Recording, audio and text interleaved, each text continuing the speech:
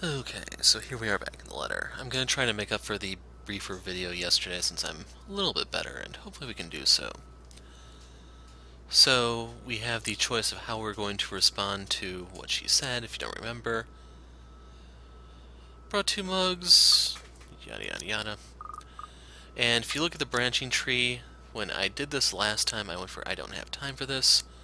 This time we're going to take the top narrative since it seems like it's going to give us more text. It'll probably strengthen the relationship between Marianne and Isabella, but you never know.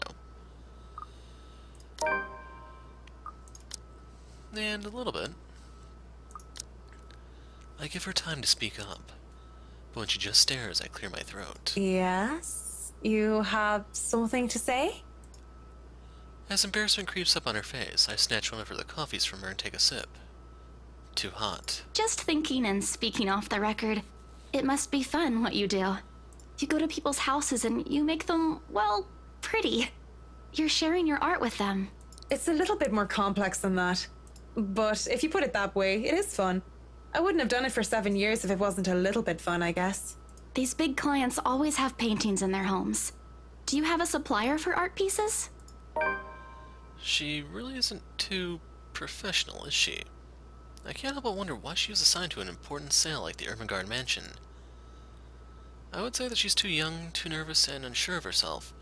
Her enthusiasm must make up for that in spades. I wouldn't have believed it if she had introduced herself as one, and if Miss Cooper hadn't vouched for her.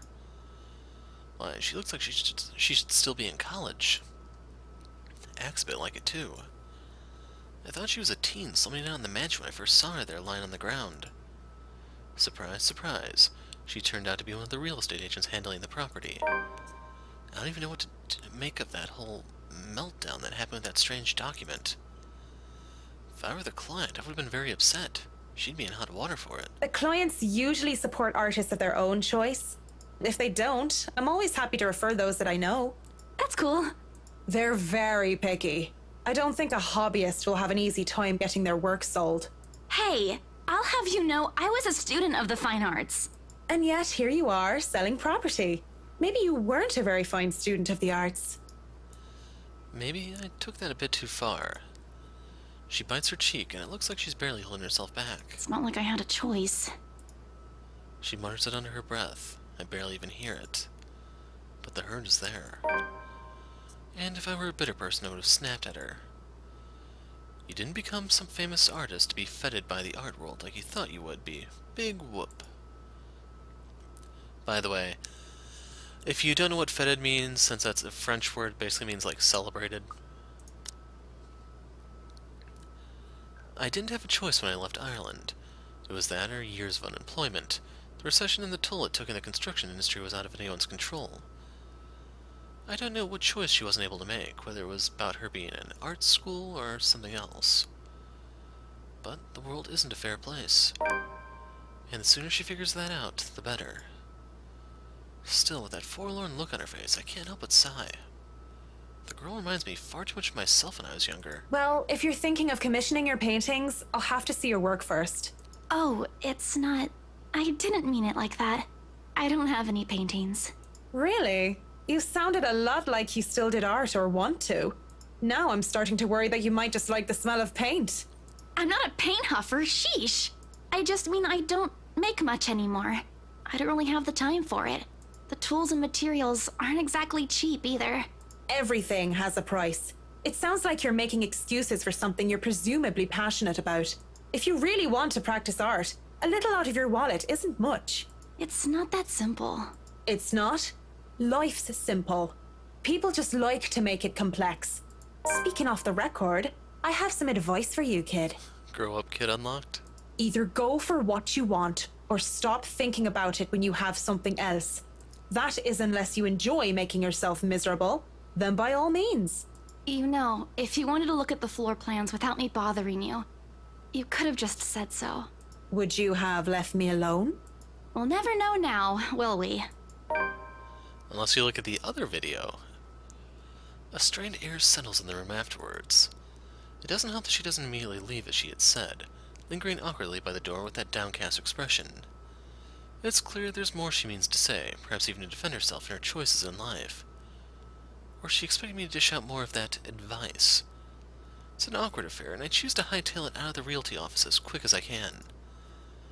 So one of the things I wanted to do as soon as I walked out there was actually look at this. So I'm assuming this is determined by affection level with her, which is determined by what you do in the first chapter. Top route is probably if Marianne really doesn't like her or something, unless we can get the affection much higher, which is going to be difficult, to say the least. So I want to say the top route is probably if she's pissed. Though I am able to keep myself professional at all times, does not mean I like it. And seeing that most of the day has already gone by before I realized it, I choose to head back to my flat instead. Despite today being a Saturday. No fun, but at least this way I can definitely avoid another unpleasant encounter.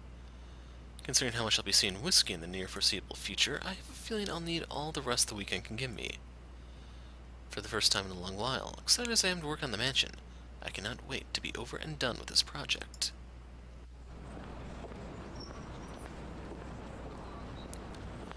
Monday couldn't come any sooner. After taking the floor plans from Miss Santos the day before last, I spent most of my Sunday drawing up plans and calling in my suppliers. Although no design choices have been made yet, I'm quite sure that they'd want high-end appliances, the most expensive materials, and the most pretentious everything. They usually did, these rich types, based from experience at least. Given how badly this whole thing started, it wouldn't hurt to be prepared. I have to check myself, make sure I'm not playing with my gloves as one of the other building tenants takes the elevator up with me. It makes me self-conscious when the woman's eyes go over me, and I'm sure she was going to point out some perceived flaw in my physical appearance. But I'm safe from being paranoid when they went off a few floors later. Still, the ride up to my floor is nerve-wracking. The rights lived at the very top, the penthouse, the creme de la creme when it comes to condominium and urban living. Just getting access to the place is an ordeal of its own. I had to jump so many hoops, so many security checks just to secure a key card, not only because of building management, but because of the right's personal security. Sometimes I feel like I'm being interrogated for a crime and not visiting a client at their home. Even when their personal assistant called in to help out and verify my presence, the process is aggravated rather than hastened. Speaking of the devil, the elevator door opens, and I'm greeted by none other than Whiskey's not-so-little lackey. I do apologize if I kept Mr. and Mrs. Wright waiting, but I'm here now and I'm ready, so if I may, where are they? They've just woken up, but they should be down soon. I'm surprised to see you made it through security. And only 5 minutes late. You said I'd be through security soon, and it took half an hour. Define soon in this context. I'd make myself comfortable if I were you. I'm going to go and put the kettle on. About the tea, I don't want to intrude or anything. The sir does not like being woken up by the whistling. But who am I to deny tea to a guest? He shows me to the couch before drifting off towards the kitchen, quietly pulling out a teapot, cups, and all sorts of other things in preparation for tea. I ignore the animosity towards his employer that his words implied. I wouldn't be too surprised if Whiskey's own people don't like him. Accepting the quiet and isolation instead, I brace myself for what's to come. In this case, soon apparently means more than 5 minutes, or even 10. I sit in their living room just waiting. And when the kettle starts whistling and the tea has been served, I continue to wait. At least the silence is relaxing. But then there's a crash. I nearly spilled tea all over my lap in surprise, and I look up expecting security to come running. Even the man at the kitchen counter continues to fix breakfast like he heard nothing. I don't want to speak up about it because he looks far too absorbed in his cooking, and I don't want to be the cause of burnt food or worse. However, there's something in me that just wants to figure out what that was, although I'm normally not this nosy. What should I do then? Let's check it out. The crash came from the hallway, and I really shouldn't be snooping about. But it's just concern. Yeah, concern that urges me to check it out. Sneaking a glance at the butler, I consider sneaking off, but Excuse me, but where's the loo? he barely looks my way before pointing a spatula towards the hallway. It's a good excuse as any.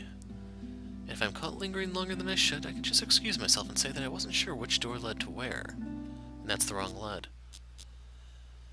Still, looking into the hallway reveals nothing. I don't see anything that might have caused the crash.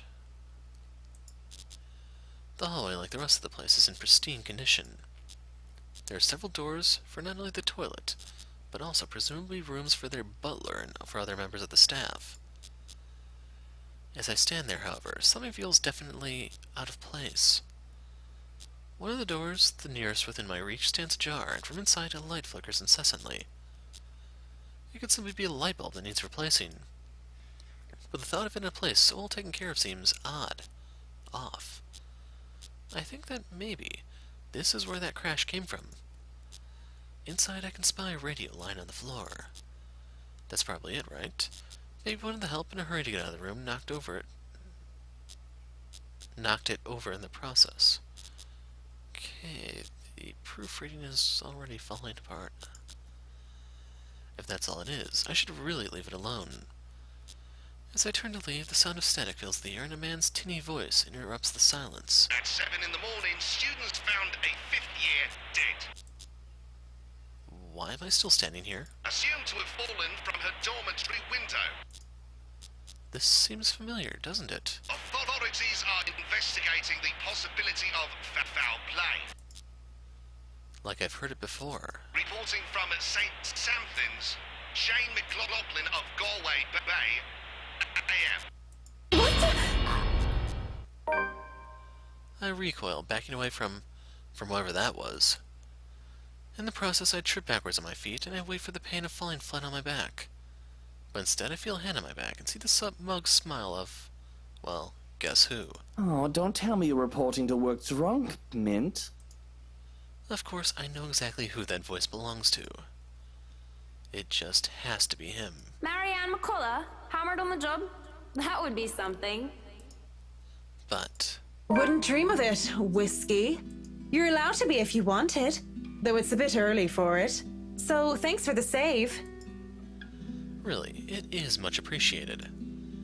Even though the circumstances during our first meeting were not savory or wholesome, I can't bring myself to completely look at Mr. Wright in a bad light. Nothing came out of it after all. It's no trouble at all. I've been told I have a gift for catching pretty ladies, being a great catch myself. Is that so? Would you say you'll be able to catch if another man were to pitch? Perhaps, but I wouldn't know. I don't play baseball, Mint. Right. Of course you don't. I can't help but chuckle at my little joke, but it looks like it completely went over his head. If he had understood it, I guess it would have been inappropriate. He is my client, after all. Speaking of which, now this one I don't think matters. Damn, how do we get on this one? Okay, choices.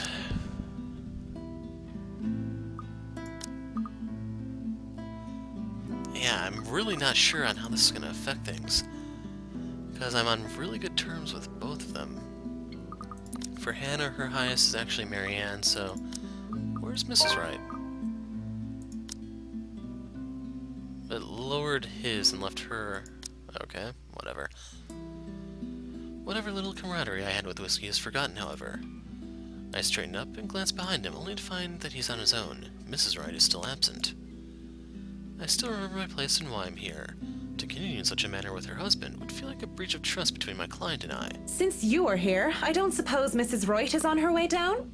It is 10:30 after all. She'll be down here in a moment. For now, you have me. Can't I just chat with a good friend? I don't think a night where we talk like two drunk Egypts makes us good friends. And if you have any bit of sense, it's better to forget that night ever happened. What? Why not? It was a good night, if a bit boring. You know exactly why. We both know what your intentions were that night. And to find out that you're married? Okay, so the other route is if you actually did sleep with them.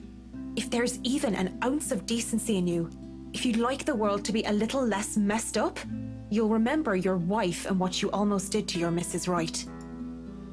It's better to get that out of the way once and for all. Well, no need to be such a killjoy about it. The dead air between us, because it can't be anything else but that, is broken as a lively voice calls out from the loft. Marianne! I hope I haven't kept you waiting too long. I know we agreed we'd start at 10 o'clock, but mornings just simply do not agree with me. Not one bit. It's been like this since I've been in university. It's 5 minutes to 11 o'clock. These high-end clients sure like to be fashionably late. I'm used to it, though, much like how I'm used to so many years of hearing people mispronounce my name. Besides, berating or correcting my client would be extremely impolite, and Marianne doesn't sound too bad when she says it. To be fair, it doesn't seem like she's late on purpose. I see you're up, darling. You know, you could have woken me up as well. Were you showing Marianne around? Not that there's much to see. This place is so tiny compared to the mansion. I'm more worried about the way she stares at me, judging. Such a look. It doesn't suit her pretty face at all. Just seeing Mrs. Wright reminds me too much of her. And maybe I'm starting to hear her again, see her again when I shouldn't. I should have left it all behind, forgotten it. To think she would be looking at me that way, I can just feel my hands tremble. Oh yes, just showing her around and getting to know each other. Isn't that right, Marianne? Yes, of course. And your butler was making breakfast a while ago. So if you want to get right to that... Breakfast would be lovely. There's no denying the clients when they invite me over to the table. Though it is too personal to share a meal in their home, it would be terribly rude to deny their invitation. Besides, the pancakes did look and smell heavenly. A bowl of clotted cream, fruits, syrups, jams, and other spreads are laid out next to them, making a colorful arrangement. If this was a brunch with friends, I would have gladly helped myself to the whole lot. But, as it is, I accepted just a few pieces of pancakes and topped it off with lemon and sugar. You know, I was a tiny bit serious when I said I wanted a helipad. And you're not serious about the greenhouse, the vineyard, and the stables. Well, I do want those too, but I know you'll agree to those. We're talking about interiors here, honey. You don't handle exterior designs and... Whatever handles those sorts of projects do you, Marianne? I'm able, actually, and willing to take a project of that nature. I was an architect in Ireland before. Of course, that's another contract entirely. I also suggest we finish the house itself before working on any additions to the rest of the property. There won't be any problems about ownership this time, will there? Pardon if I'm crossing a line, but the acquisition was rather quick. Oh, don't you worry. We've got everything sorted this time around. I've talked to Miss Cooper and Mr. John from BRC, as well as the old owners. Everything has been paid in full, and all we're waiting for is the paperwork from the land registry. They're letting us move in as soon as we please. It's not like they were living there in the first place. That's good to hear. The problems that could arise from renovating another person's home would be... well, let's not dwell on it. First off, we'll want to know how you want the place to look. It's pretty furnished as is, but I understand if you want to modernize the whole thing. Actually, I'd prefer to keep the place looking as it is. But at the same time, I want modern appliances. You worked on the Ludgate's Christchurch summer residence. I do remember there being an oven I thought was a simple drawer before. Make them look vintage, antique, blended with the rest of the decor. Customize appliances then. I can't find someone for that, and if you can't tell me what you specifically want, it'll hasten up the process. We're talking about electronic appliance manufacturers. If you have a preferred brand to work with. Splendid! So, what is next on our agenda?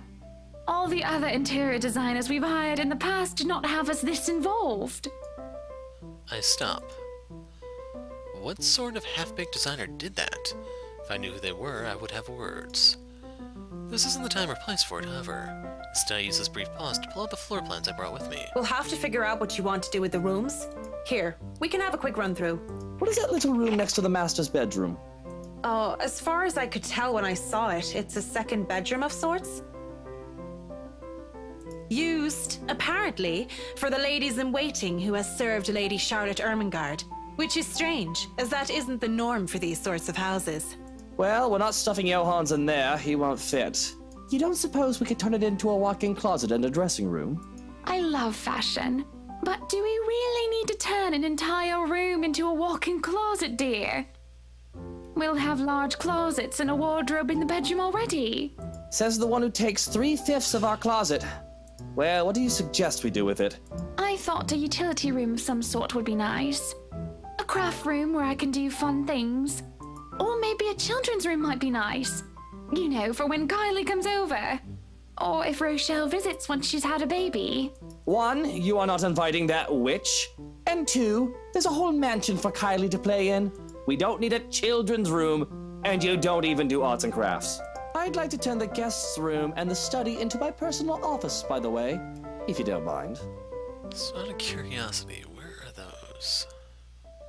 Study? I guess these. You can turn it into a personal office if I can have my utility room. It's just the one room of the many. I'm taking that room for myself, no matter what you say, dearie. So you might as well take this deal. You're always out doing business anyway. The real problem is the theater. Whatever are we going to do with all that space? Fine, we could turn it into our own personal cinema, I suppose. Might as well have it, if you plan on not having a telly in the parlor. Yes, well, I don't want guests to be glued to the telly when they come over for a meal and some tea. By the looks of things, we can keep the rooms as what they are on the ground floor, though. The ballroom would be perfect for parties. Do we really need a dining hall, though? I don't suppose we can't convert it into a garage. What for? You can park your cars outside. What about that room? Right there, in the northeast corner. And then again, this was the whole disparity that confused me the first time. He's talking about the basement or the quarters. That's sleeping quarters for the household help? Oh, that is perfect! Johans will be glad if we have other staff members who stayed in. It'd be convenient so they don't have to make the trip from Luxbourne to the mansion when they're needed. You'll definitely need a lot more people to maintain a property of this size. The mansion is really a lot bigger than I thought. Look at all these rooms. I didn't even know there was a music room next to the parlor because of what happened. There was a grand piano in there too, when we checked during the tour. Did you hear that, Luke? Maybe you can take up playing the piano again. Oh, you should have seen him when we were younger, Marianne. It's not like I was very good with the thing. Oh, hush you. You were no Mozart, but I loved hearing you play nonetheless. He'd come over to my home and he'd play such fun tunes. He'd sing too, and I'd dance, and it was just... Mr. Wright playing the piano. I can't imagine it. But the earnest way in which Mrs. Wright said so told otherwise. Anyway, what do you think of these plans, Marianne? Are we not even going to consider one of my requests? Not even just a closet or just a garage? Now, that isn't fair, is it? You're not the only one who's going to be living here. I hardly see how that's unfair. I told you you're getting your office and your theater, the greenhouse, the vineyard, and the stables. That sounds fair, does it not, Marianne?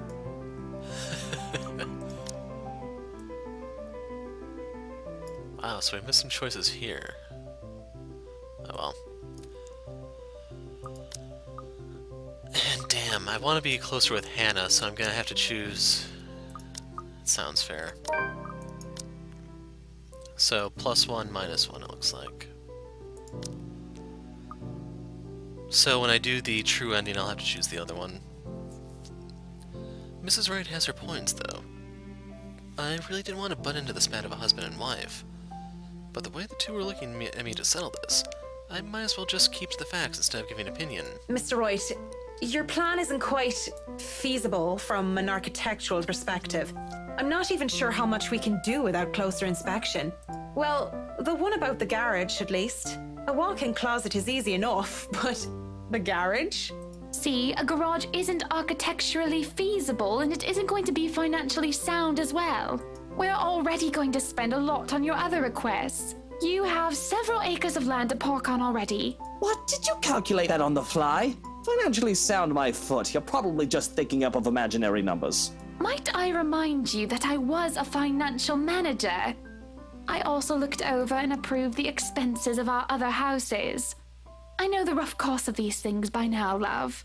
Masters in business administration, major in accounting. Sometimes I think you forget that I'm not as dumb as I act. That catches my attention more than anything. Sounds more unbelievable than Whiskey playing the piano. She really didn't seem like the type. Business administration and accounting? What university? Luxbourne U, of course. Go Lux Dragons, red and gold. Excuse me, how about we move on this chit-chat ahead and do whatever else needs to be done sometime today? I had to cancel my appointments for this, you know. We might as well do a proper inspection with the designer this time, just to get it out of the way. Yes, no time like the present. You want a thorough inspection? Might as well do it now. We actually took another look at the property yesterday, though it was brief. But I'm sure you would want to see it yourself, to spot anything we might have missed. It's not like I have much of a choice, do I? Riding to the Ermengarde mansion in their rice is an awkward affair. Not only am I worried about scuffing the expensive leather seats, but I'm also worried about getting in the middle of another couple's spat. With the tension thick in the air, I can feel them staring at each other any time. Nobody is saying anything. Up until Mr. Wright tells his valet to turn the damn radio off. And for a moment, I think that he might start. But instead, he just stays quiet, and so do the rest of us. In the end, the sufferable silence stays. I have never been so glad to see a house. Stepping out of the car and up to the mansion meant the end of an uncomfortable ride, and I can finally take a deep breath of fresh air. The beauty of the place never fails to make me gaze in wonder every time I see it as well. Mrs. Wright moves towards the front door, keys in hand, and I can already hear Mr. Wright plotting. Alright, Hans, we're going to go in, but I want you to look around the place. Familiarize yourself with it. Know every nook and cranny, every inch of the lot. Go and see where we can put that vineyard and the other things we talked about. We'll want to know where to station security as well, so go around the perimeter and figure it out. Scout the property and circle the perimeter on foot. You do know this is 46 acres of land, sir. Well, you are not driving a car over the grass. Put those long, spidery legs of yours to good use. I didn't hire you to stand around and look intimidating.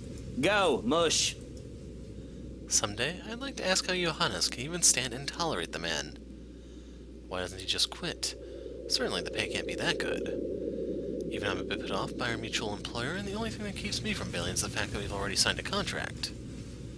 At least, I'll only be working with them during the duration of the project. He works with them every day. Sometimes I think you hired me to make me suffer for your amusement. Someday I'd ask. I feel a bit bad for him. If it's any consolation, he'll be away from Mr. Wright, if only for a little while. We're able to enter the mansion after a bit of staying out there in the sun. This wretched, strange sunlight that is far too alien and rare. There'd been a bit of a problem with the missus not knowing which key was which. The first item on the agenda would be the grand staircase. Seems sturdy during the open house, but a closer inspection might say otherwise. There are no obvious marks of damage nor wear and tear, probably rethreaded during the renovations. Peeking under the grand carpet, the wood is properly installed with the bark placed down to prevent cupping. The carpet itself could use a vacuum, though.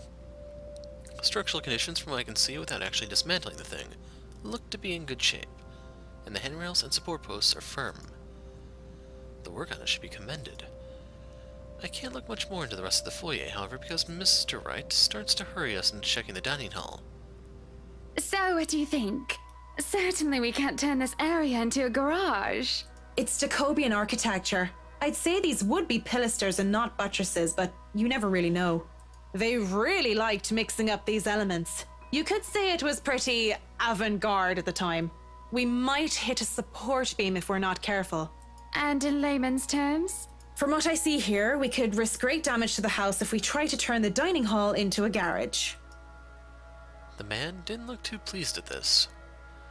There's a look of disappointment before he sighs and looks around the place with an air of defeat. When he moves to speak, I dread another unreasonable demand, again. This will stay a dining hall then. But if I may have another request instead, at least spruce the place up with some flowers, some plants or something. It feels so old and dead in here. That's hardly unreasonable. Daffodils are a must, I presume. The look that passes between the two of them, there's a genuine look of fondness there. This is the first time I've seen such an exchange between the two of them. If anyone were to see them like this, there's little doubt that they loved each other. Of course, and I want a garden full of them.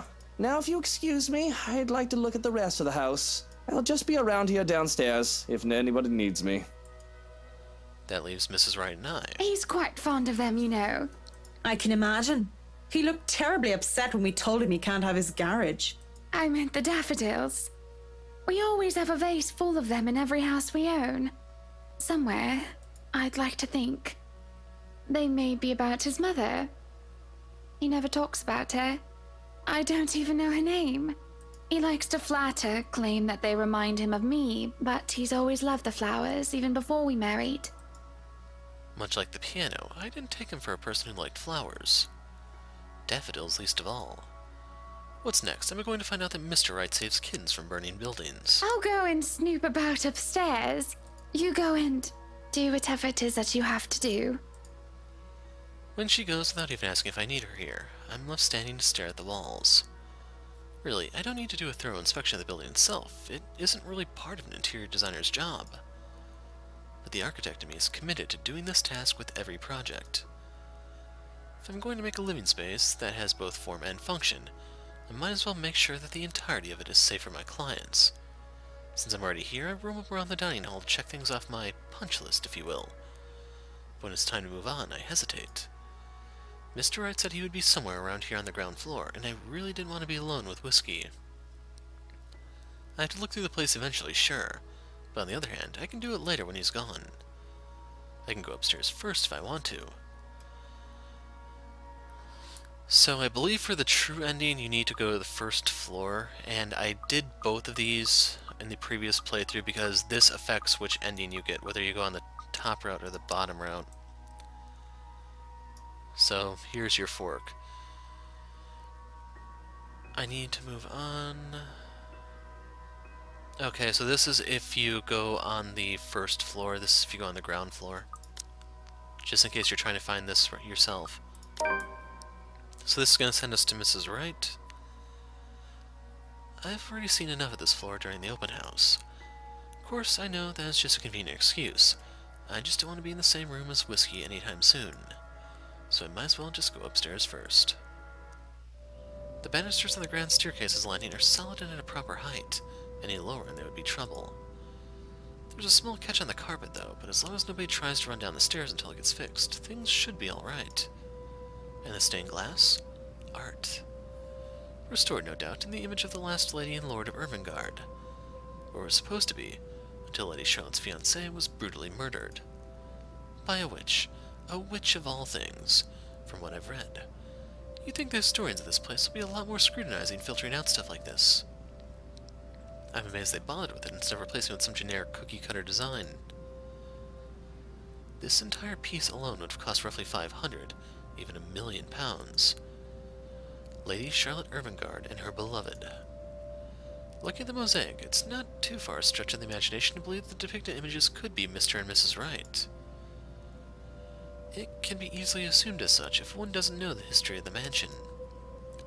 Really, a place like this should be protected by the government as a landmark. But what can I do about it? Walking into the east wing, I try to go into the theater, but is met with an obstacle. The obstacle that has locked doors. 2 doors, and both of them are locked. I'd be frustrated. Would be, if I already hadn't snuck off all the Wrights were having their little business meeting with Miss Cooper before to take a peek. With what Mr. Wright wanted, we'd have to install a powerful projector, the type they use in cinemas, and a projection screen. The seats would have to be reupholstered if they're to be any comfortable, and the walls would have to be covered in dark material, paint, wallpaper, or install wall-to-wall carpeting. Really, of all the rooms I could be jealous of, it's this one. I can just picture myself in there watching old kung fu flicks on a weekend-long marathon. Makes me wonder what kind of movies Mrs. Wright would like. Rom-coms, perhaps? Her husband, on the other hand, I'd rather not think about it. In the middle of my notation and planning, I don't even realize that I'm not alone until I'm caught standing in front of a locked door like a fool. Were you meaning to go in there? I'm afraid we won't be able to open it up today. Oh well, I wanted to, but it's fine. I can still survey the rest of the place. Apologies, but the key was missing when they were handed over. They told us that they'd get right back to us with it. What? But aren't they supposed to hand over all the keys once property changes hands? That can be grounds to file a complaint. They were already kind enough to let us move in so early. There's no need to raise a fuss about it. Worst comes to worst, we can call for a locksmith. The air is heavy and somber when she grows quiet and glances out the window. Out towards the vast expanse that surrounded what would be their house. Their home. Then she looks back at me with a sigh and a bitter smile. Flowers. Yellow flowers. Daffodils, dandelions, and sunflowers and the sort all up front. Just a whole garden of them. They'll make the house look lovely, won't they? Of course. A garden is a wonderful addition to any home. As I say this, her eyes roam over me, scrutinizing and thoughtful. I have to hold back the shiver that threatens to run down my spine at being inspected so closely. Yes, it must be nice. We're still talking about the gardens, yes? I mean, not having to worry about what another person thinks of you. What do you mean by that? She lifts her hand and points to her wedding ring before it falls listlessly to her side. Sometimes I wonder what would have happened if I didn't marry Luke. There'll be no fights about walk-in closets or silly helipads. I could do with this place as my heart desires until there's nothing but content. Then again, I wouldn't have bought this place if it wasn't a gift for him. I probably wouldn't even be in Luxbourne if it wasn't for him. Maybe I would have moved to London, Manchester, or Birmingham. I might have even left the country altogether. France, Germany, Spain, Canada, Sweden, even America. The possibilities would have been endless. I don't know what to say to that. What is there to say? I'm sorry, I must sound so petty and ungrateful. I do love him. So very much, even if he can be a bit difficult at times. Oh no, not at all. I'm just confused why you're telling me this, of all people. Just a whim, I think. Just flights of fancy, that's all. Don't you ever think about one decision you've made in your life and wonder how much would change if you chose to do things differently? I try not to dwell on the past, ma'am. The key word is try, of course. Thinking of the past brings up too many ghosts. Memories of her. And I do wonder what would change if I just said yes when she asked for me. Maybe she'd still be with me. Return to the present, just like I said. I try not to dwell on the past. So last time here I chose something.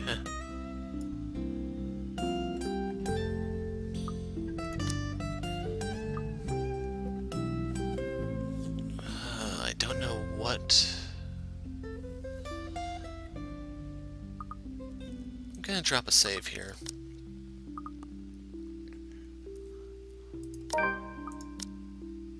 Looks like I lost affection, so we'll try the other one real fast. And you can see what time I'm playing this at. You must have been quite the pair. You must have been quite the pair, Mrs. Wright.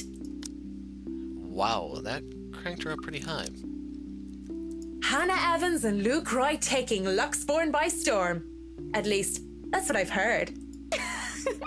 That gets a giggle out of her. And I can't be blamed if I like the way her eyes crinkled or how she sounded when she laughed. Quite the celebrity couple, according to all the newspapers. But it wasn't always that way. Father certainly didn't approve of him at first. Why, he told me to stay away from him. Told me that I was too good for him. That's the usual overprotective dad speak, though. But of course you know that. I don't. I was too busy keeping my grades up at boarding school to maintain my scholarship. Never mind the fact that I went to an all-girls boarding school, so Father never had any reason to fuss over boys trying to date his little girl. And what did you tell him? Considering you are Mrs. Wright now, you or the mister must have convinced him otherwise. Yes, well, I told him I was my own woman and I could decide who was deserving of me or not on my own. Thank you very much. That never stopped him from making sure Luke couldn't get anywhere near me without an escort and a guard anyway. Though he certainly wasn't that overprotective when I was dating Jack. Maybe your father considered this Jack a more capable man? I doubt it. Jacqueline was nowhere close to being any sort of a role model when we were in college. She was rebellious, reckless, and immature. Everything I wasn't. Okay. But she was quite the charming, stunning woman, and I think that made her quite likable. That takes me by surprise a lot more than by the fact that Mr. Wright's father-in-law didn't like him. That much was to be expected. But this... I have nothing against them because that's their thing, though the nuns and the priests would say otherwise. Although, wasn't she worried about the implications? The rumors that would have arisen about her dating another of the same sex? Especially with someone of her social status. You look surprised, Marianne. The first thing anybody needs to know about me is that I go after what I want. And, when it comes to who I love, it doesn't matter to me whether they're a man or a woman. It's a nice enough sentiment. Still, the thought that this lovely lady before me had once been with another woman... I can feel my cheeks heat up a bit and I panic, thinking they might be right enough for Mrs. Wright to notice.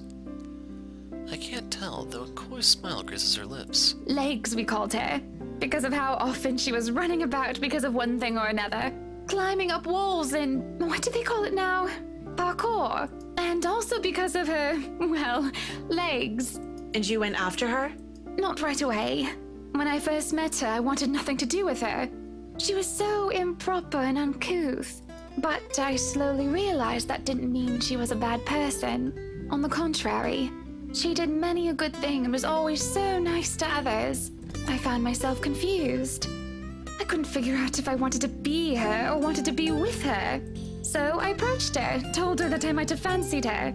And your father didn't mind? He must have thought it was my form of rebellion. But he never watched out for Jack as much as he watched out for Luke. If I didn't love my father so much, if he hadn't raised me right, I think I might have told him to bugger off. He's never been more attentive of me than when I started bringing home dates. I'm sure he loved you very much. She laughs once more, a glow about her. I know, she says with a small smile. I suppose I've taken too much of your time with my silly stories. You still have much to inspect. I still have most of this floor, and I'll want a quick run through of the ground floor again later. I shan't keep you from your work any longer then. Just call me if you need anything. I'd like to look around myself. When she turns to leave, she glances back at me before disappearing into the foyer. I look out the window from where she was standing, and I move on, alone with nothing but my thoughts and her. Finally, some peace and quiet. Thought the old biddy would never leave. It's utter madness, this hearing things.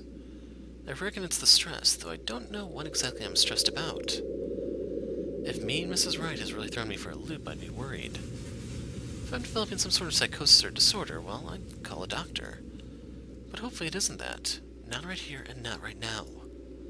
I mean, it could just be that personal talking cricket, the conscious, so to speak, and I'm only noticing now. Though if it is, it isn't very helpful. Pushing the dilemma of my voices in my head aside, I go back to work. I can barely make it a few steps before everything tilts and shifts. I don't really stumble, but it feels like I'm being thrown off my feet and the rest of the world just follows. But my feet stay firmly on the ground, and even if I stay mostly upright, I feel like I've been heaved and put off balance. I have to close my eyes in the hopes of willing the sudden sense of vertigo away, but when I open them... well, I don't feel any less sick because of the sight that greets me. Blood drips from the walls and the ceiling, pooling downwards and seeping into the curtains and carpet. A wave of nausea, stronger than the last, hits me along with the overpowering stench of blood and gore. I want to bolt. The rational part of my head is telling me to flee. And I would have gladly done if it asked, if only I didn't hear her. In here, Marianne. Come on. I have something to show you. I could have ignored it, would have ignored it, if only I heard it in my head. But I swear that this time it's coming from one of the rooms. Much further in, into the study. And I feel compelled to pay attention. I can't just turn around and leave.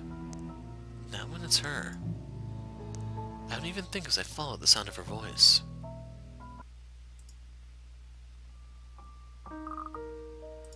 So real quick, this is the QTE. Okay. So that's coming up. Lorraine. Lovely Amanda Lorraine Lasser Fiona. She was my friend, the only one I had at St. Cynthine's. I was a scholar, the charity case, in a school for privileged and prestigious young girls. They all looked down at me, if they cared to look at me or acknowledge my presence at all. All except her. Oh, stop your crying. You know better than to listen to Maeve. Why I gotta teach that butterface a lesson? Wait, no, lass! I don't want you getting into trouble with the sisters again! Relax. It's not like I'm going to stomp her and her lackey's arses flat like last time.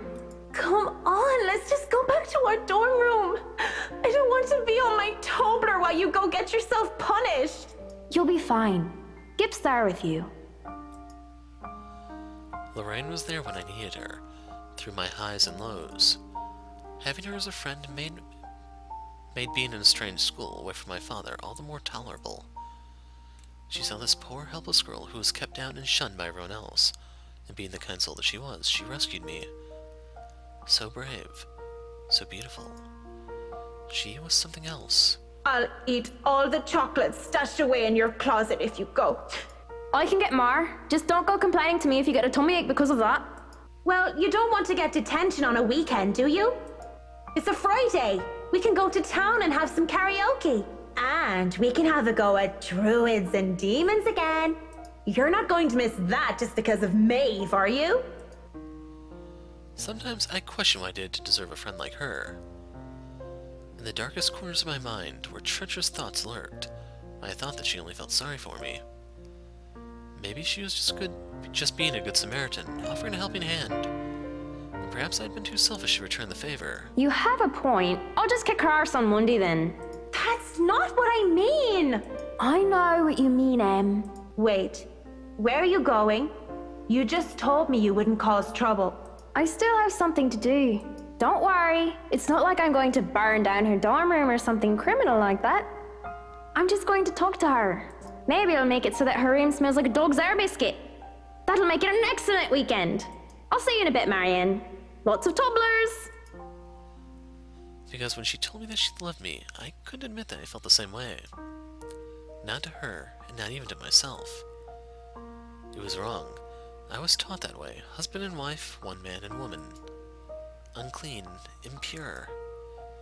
I prayed for her and I, for our sins and for our salvation. I wanted to apologize for disregarding her feelings so callously. Must have been like a slap to the face for her. But life had gotten in the way. The exams, which are trivial in hindsight now, took top priority. I had to keep my grades up to keep my scholarship. For my father.